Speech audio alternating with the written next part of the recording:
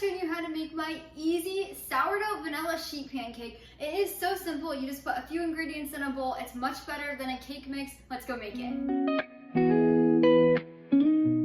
To get started, we're going to use 6 tablespoons of a salted stick butter. Now you want to make sure your butter is softened. That way it's easier to beat whenever you add in your sugars. You don't want it to splatter and go everywhere. You can do this by leaving it sit out on the counter at room temperature for an hour or 2 before you get started. Or if you have a hard butter like I do, you can warm it up just a little bit on the stovetop in a pan. Don't make it melted, but just get it a little softened. Next, we're going to add in 2 teaspoons of avocado oil. I like to use avocado oil because it doesn't have any extra flavors. If you're going to use an olive oil, it will turn this cake into a whole different thing. If you don't have any avocado oil, you can add in some coconut oil that's melted down, but I like to use avocado oil. And then next, we're going to add in 3/4 of a cup of pure cane sugar. You could also use regular granulated sugar, but I like to use cane. Now we're going to beat this on a low speed for about 2 minutes, and when we're done, it'll be creamy and well combined.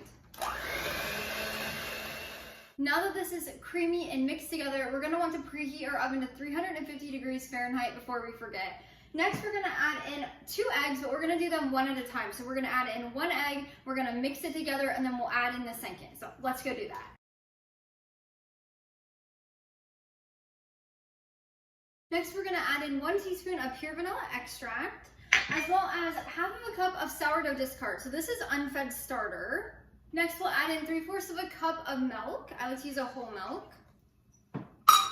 And 1/4 of a cup of sour cream. This makes the cake so moist. It makes it so good. I love making cake with sour cream. Now we'll add in 1/4 of a teaspoon of sea salt or regular salt, and then 2 teaspoons of baking powder. I always like to get an aluminum free for a healthier bake, but you can get regular as well. Now we're simply going to put our mixer on a low speed and combine all of this together. Now that we have our wet ingredients combined, your batter should be silky. Now, if it looks kind of like it's curdled, that could be because you have cold ingredients going into room temperature ingredients. So if it does look a little funky, that's called curdling. That is not a big deal. The eggs are not curdled. It just is a way you describe the cake batter. You can just add in a few handfuls of flour to help with that process. Now that our wet ingredients are combined, we're gonna add in 1.5 cups of all-purpose flour, a little bit at a time. You don't wanna do it all at once or it will go all over the place. You don't want that. So we're gonna put our mixer on low speed, and we're going to add in a little bit at a time until there's no more left. Next, we're going to grab a 10 by 15 inch sheet pan. As you can see, I've already greased and floured this. So once you have that done, you're going to grab a spatula, and we are going to pour our batter onto our prepared pan. Once you have your batter on your cake pan, you're going to use your spatula to spread it out. You want to make it an even layer on here. This sheet pan cake is a little bit thinner than what some people like to make. In our house, we enjoy a thinner sheet pan cake. So if you want this to be thicker, just use a smaller pan, but you're gonna just spread it all the way out. Now we're gonna pop our cake in the oven at 350 degrees Fahrenheit for 20 to 24 minutes until a toothpick comes out clean. I'll show you how to do that when it's done.